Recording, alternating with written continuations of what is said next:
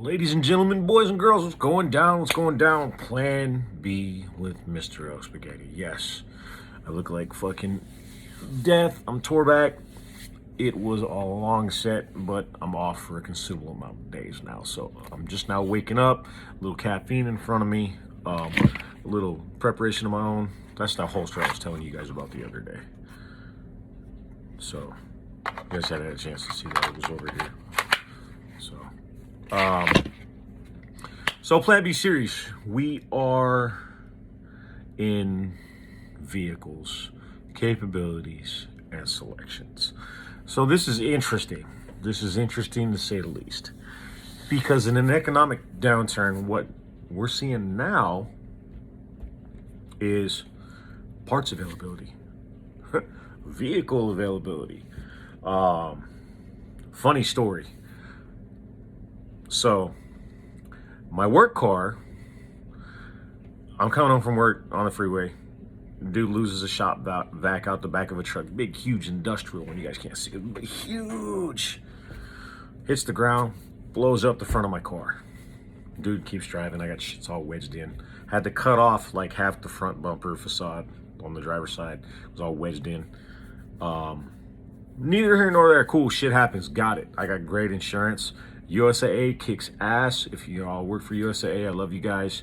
Keep doing what you do. All my vehicles are insured with them. Love the people, just love them. So I start the process of, hey, I need to get this shit fixed because I have my other vehicles, but if I drive my Jeep, it's Jai Huges with 37s on it. And how much does gas cost? Yeah. Almost got to fucking open a position for my Jeep to be able to afford the gas. But then I've got the Durango, and I try not to take that one up to where I work because typically, like shop vacs, there's shit in the road, and I have my kids in the Durango a lot, so I don't want people to associate me with that car and then put my kids in danger. But that's another, that's optics for, me protecting my family and tactical considerations. So my car, it's my work car. You back and forth to work. And so now I'm trying to get it fixed. So I hit up a local body shop that I've used, and I'm not going to throw their name out there because the one lady that I did deal with, she was a raging cunt wagon. Basically, I was going to have to tow my car to their shop to get it appraised and then tow it back to the house where it's going to sit.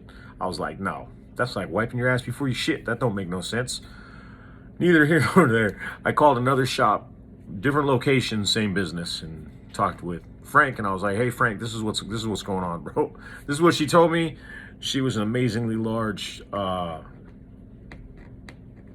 can't say that out loud.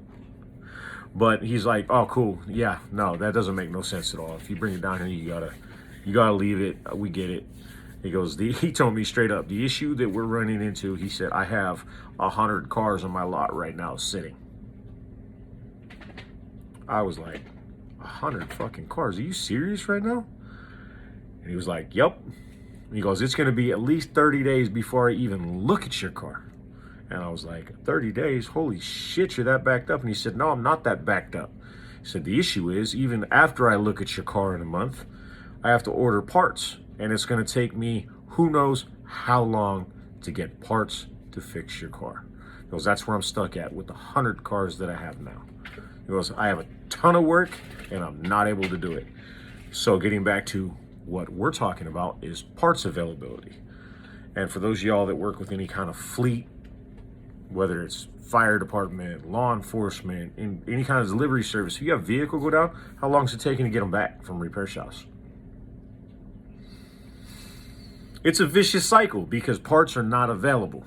It takes a while to get parts. It's getting to the point with some of these local shops because the shop that does, or the service center that contracts out all of our patrol cars to get fixed, basically told me all the shops that do the work are now becoming shorthanded.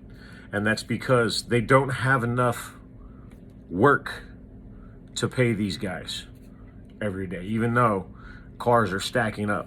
You don't get paid for work you're not doing. So if cars are sitting there and you can't work, ain't nobody getting paid. So they have the cars, they don't have the parts. The mechanics are saying, fuck this, I'm out, because there's no work, so they can't feed their families, and they're going elsewhere, and the cars sit there for even longer. So what you got to consider when you're looking at vehicle selection is parts availability. How old's the vehicle? Parts availability. Y'all are going to send me some nasty grams on this, but, I'm willing to accept it. Look at your junkyards to see what the abundance of intact vehicles is. What's the biggest problem with longevity? And that might mean there's availability of parts, and like there might be a whole lot of F-150 parts at local scrapyards. That's all I'm saying. I've driven Fords my whole career, beat the shit out of them. I love the Ford transmission. The Ford motor is fucking trash. I love the Chevy engine, but the Chevy transmission is fucking trash. Especially the L460, the L480E, garbage transmissions. You have any kind of heat in your environment, you can burn those up like it's cool. The Allison that's in the Duramax, different story. That's a fucking bulletproof transmission. But neither here nor there. When you make your vehicle selection, you want to think about parts availability is what I'm trying to get across to you guys. So if you go out and you buy some BMW SUV that there's 3 sets of brake pads for it in the country, might not be the best idea. Also, if you're going to be buying vehicles, look at parts that are going to be your common wear parts. And then order extra brake pads. Have another set of tires sitting in your garage. That way, should you need them, all you got to do is have someone install them. Filters, oil, fuel, air. Have extra filters around so that when you need them, you have them. You have to be smart about these things. So when it comes to vehicle selection, especially with fuel availability and price, you have to think of, okay, cool. It's going to cost me an arm and a leg, between $5 and $7 a gallon for gas. Diesel, diesel's fucking expensive as well. But what are you using it for? What's your average range? Where are you going? If you're running 5 minutes down the road, here, there, and everywhere to get the stuff you need, and that's the farthest you ever go, you may look at a full electric. You may look at a hybrid. If you do any kind of driving where you're up and down the mountain, you're off-road in the hills, you hunt, stuff like that, you're gonna need a truck. A gas truck, or is it gonna be a diesel truck? So you're gonna have to worry about fuel issues and maintenance as well. So oil, keep oil on hand, filters, brakes, so on and so forth. That's all the common shit you're gonna run through. And you can run oil up to 7,500 miles with fully synthetic motor oil. But I wrench a little bit. Actually, a lot of it, but neither here nor there. So between electric, hybrid, gasoline, diesel, there's been people who are like, oh, I'm gonna get a full electric. Oh yeah, I'm gonna run with that. Okay, now what you have to think about is if something breaks in that car, what's the availability of parts on it? How hard is it gonna be to fix? Can you do the work yourself? Or will there be anybody to make the repair on that? And you'll find your answer with that. Also, for electric vehicles, if you do not have a fast charger set up at the house and you're working off the little charger they gave you at the dealership and you're plugging it into the wall, you are going to be highly delayed on if you need to use that vehicle in any sort of frequency where you're driving any kind of range. So before you spend the money on a full electric, look into the supercharger system. Tesla makes great fucking battery backups that you can use. Your solar system charges the batteries on the wall. Keep the batteries protected on the inside. I've seen people with mounted outdoors. And then a supercharger for your full electric, money.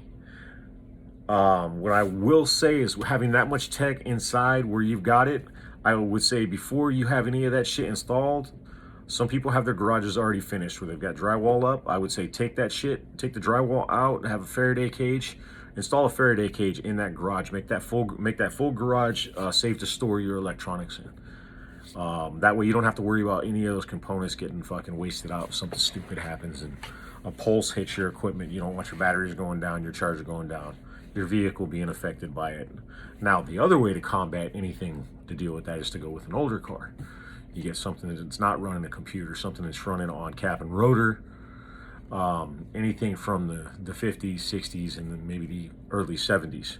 Gas mileage is going to be a lot lower. And then, do you know how to work on it? And you ever rejet the carburetor? Stuff like that. So, me personally, I like the older cars, but I do have some newer cars. But it's something to take into consideration when it gets down to it. When technology starts breaking up and you can't find replacement parts, sometimes it's better to retrograde back to something that doesn't have the computers in it, but you're not going to have the modern conveniences that fucking we have now. But neither here nor there, you'll have wheels. You'll be able to go and do this, that, and the other when other people may be riding a bicycle, a skateboard, or otherwise.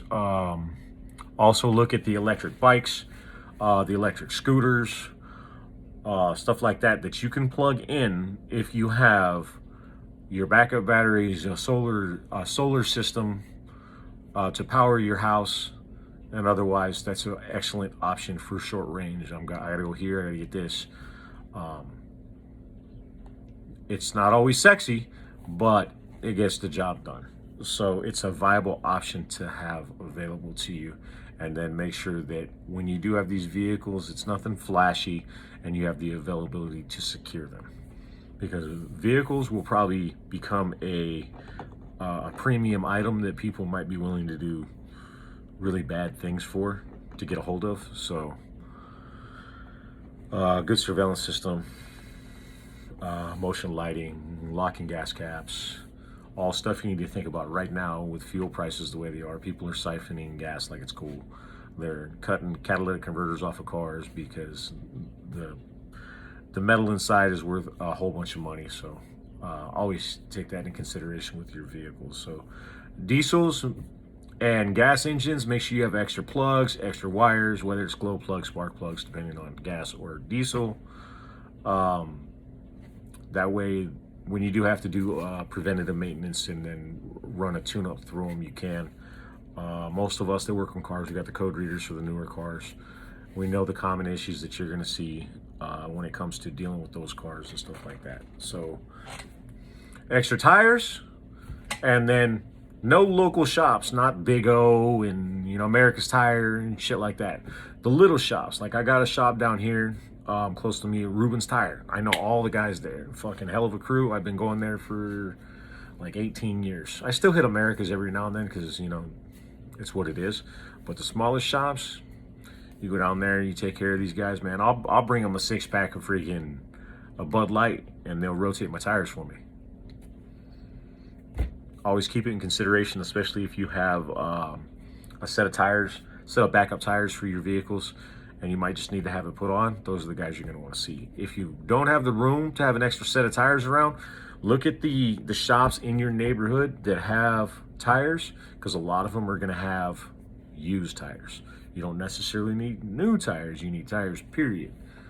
But when you're setting up vehicles for an economic downturn, you want to look for some kind of communication in there as well, whether it be ham radio, CB, GMRS. There's all kinds of different tech that you can put into those for different communications, whether it be communication with people in your community or communication with your house.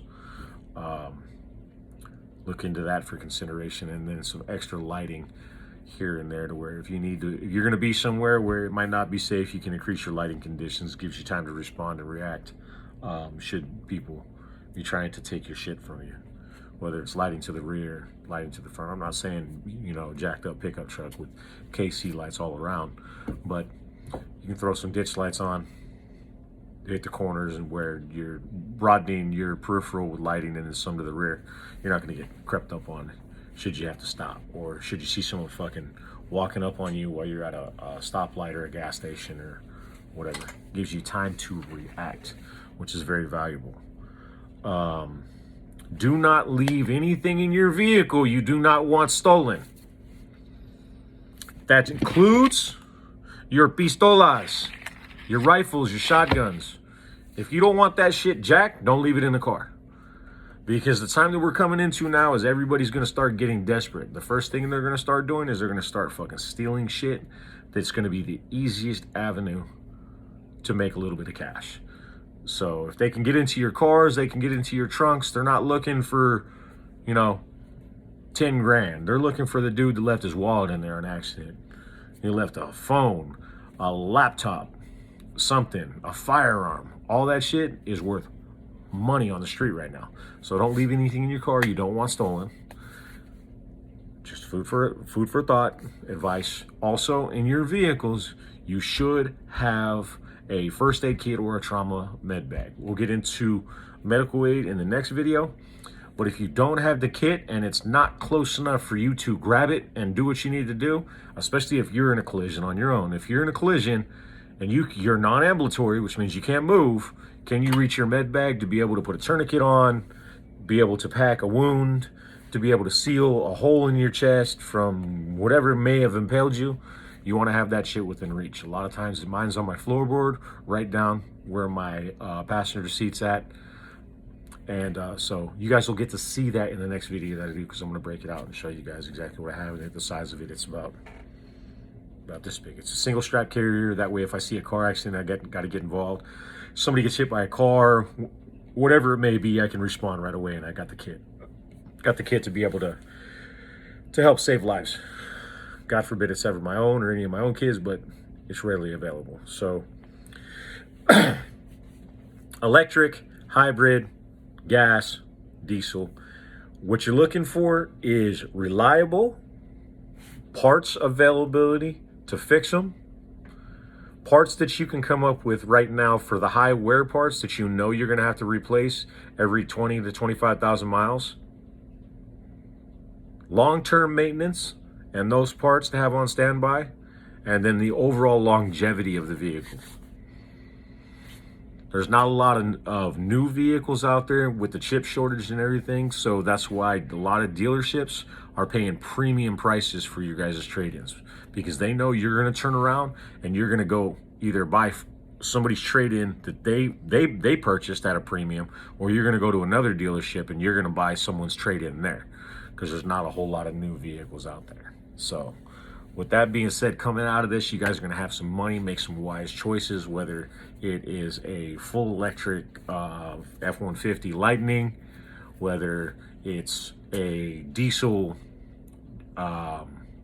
truck, whether it is a hybrid electric Jeep, because they make them now, or you're going to go full electric cars, whether it's a Tesla or some of the other brand names. I stick with the ones that's been doing it the longest, because they tend to work the bugs out on more of their products.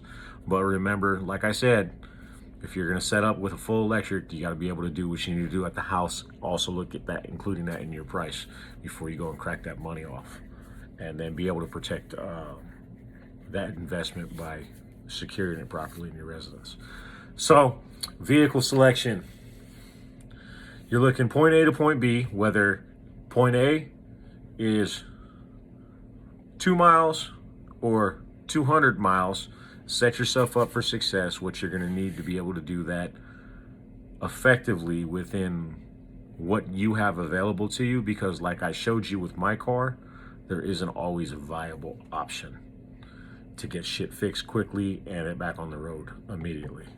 For those of y'all are like, oh, I just got a rental car. Cool, yeah, I did that. So they gave me a piece of shit rental car, and when I talked with Enterprise, they told me they got a lot like 2 hours from here, and it's got over 1,000 cars sitting in it because they cannot get parts to maintain them properly.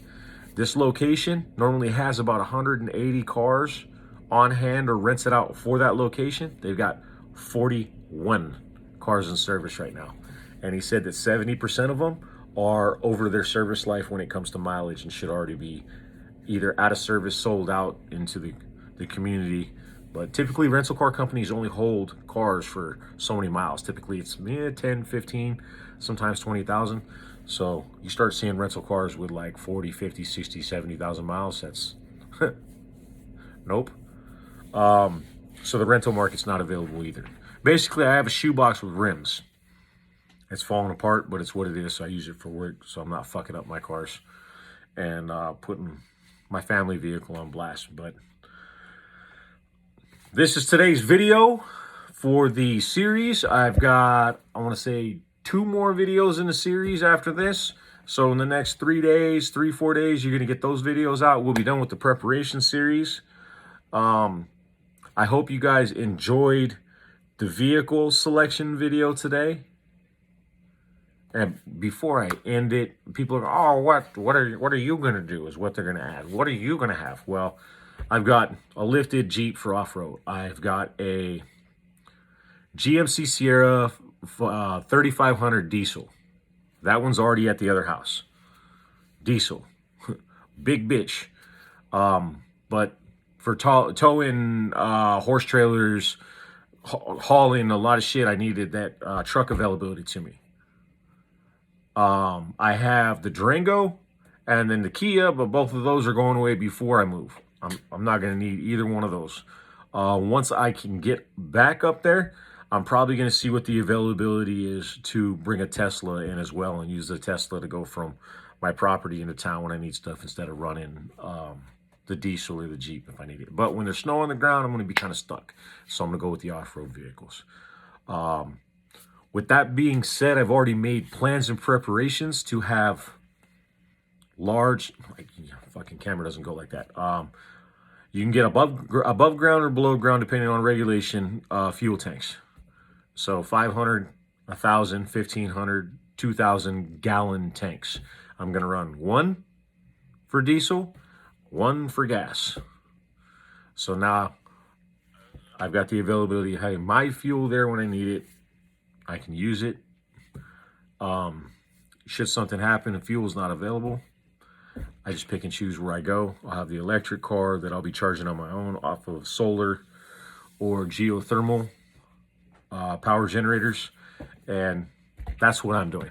So now y'all don't have to ask. You don't have to send that message. Y'all don't have to be like, oh, well, what's Elk going to do? Because I just laid that out there for y'all. I might add maybe a 67 to a 72 Chevy truck just to have something in that class, but that's going to go into a restoration. It's going to be fun to do. That'd be a cruiser. I'm thinking like chopping 4 inches out, you know, slamming it on bags, having just a cruiser, cruise down the road in, take it to car shows, shit like that. But neither here nor there. It's what it is. So I hope you all are having a glorious Friday, and I see you guys on the space call later tonight with Lou and Bill and Chris and all of us, and hopefully Al too. I'm pretty sure he's committed to it as well. If you guys have questions that you want answered in that space call, follow the instructions in that video description. It's got the email addresses. Submit your questions, and we'll be fielding those and answering those during the space call. So without further ado, I hope you all have a glorious, glorious Friday, and I see you guys tonight. I love you guys. Mr. Elk Spaghetti, signing off.